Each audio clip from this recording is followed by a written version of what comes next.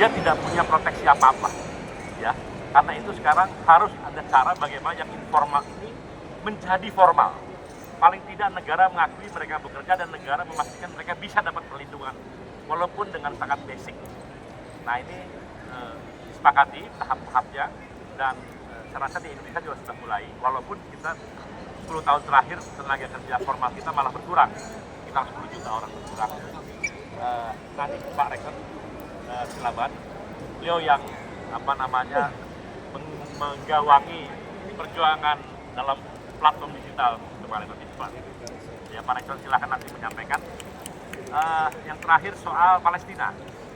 Ya Palestina dari organisasi diakui sebagai negara penuh yang ikut serta dalam kegiatan ILO. Saya kira begitulah. Tadinya entity sebagai entity.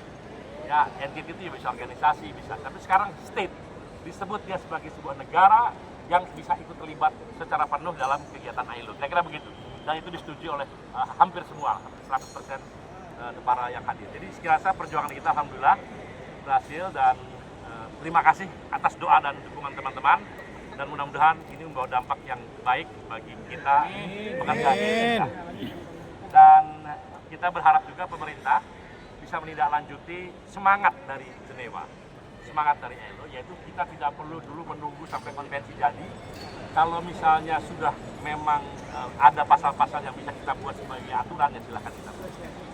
Saya juga mengapresiasi kepada pemerintah Indonesia melalui Menteri Tenaga Kerja, ya, yang dari awalnya pun sudah ada semangat untuk memastikan pekerja online ini, ya, itu mendapat perhatian yang sangat serius. Dan alhamdulillah dibuktikan dengan voting pada waktu itu pemerintah Indonesia juga mendukung agar pekerja platform digital distatuskan sebagai atau dipredikat sebagai pekerja, ya. Jadi buruh dan pekerja, buruh dan pemerintah bersama.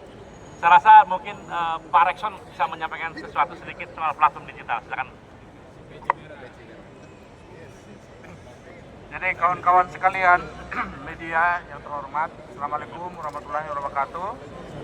Jadi saya mau menjelaskan aja perjuangan kita di JDP itu supaya jangan ada simpang siur, gagal paham. Jadi seluruh dunia menyepakati bahwa yang cocok melindungi pekerja platform atau ojol ini adalah kalau statusnya dibuat jadi pekerja, bukan mitra. Itu bukan keputusan ILO, keputusan seluruh dunia oleh pemerintah dan tripartit, tapi diputuskan di kantor ILO. Karena ada yang mengatakan begini, kita jangan mau diatur ILO. Bukan ILO itu gedung, itu ada tempat berkumpul. Dan kalau ada misalnya bilang bahwa lebih bagus mitra, kok kita bisanya pakar-pakar seluruh dunia di ILO berkumpul menyatakan itu jadi statusnya pekerja, kok kita bisa mengatakan statusnya lebih bagus mitra? Kan nggak masuk akal. Karena seluruh dunia sudah menyepakati, bahkan negara-negara yang sebelumnya menolak keras sepakat untuk ini dilindungi dengan status pekerja.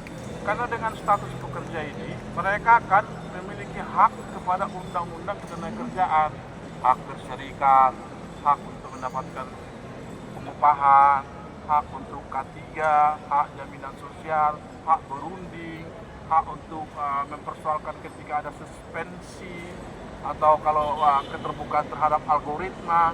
Jadi ini prestasi terbesar oleh gerakan buruh sebenarnya yang melobi negara-negara lain termasuk Indonesia. Jadi delegasi ini akan dikenang, delegasi ke 133 ini adalah 113 ini akan menjadi tonggak sejarah akan adanya pengaturan lebih lanjut di dalam negeri Indonesia, dan kita siap berunding dengan pemerintah untuk kebaikan Republik, bukan hanya untuk buruh,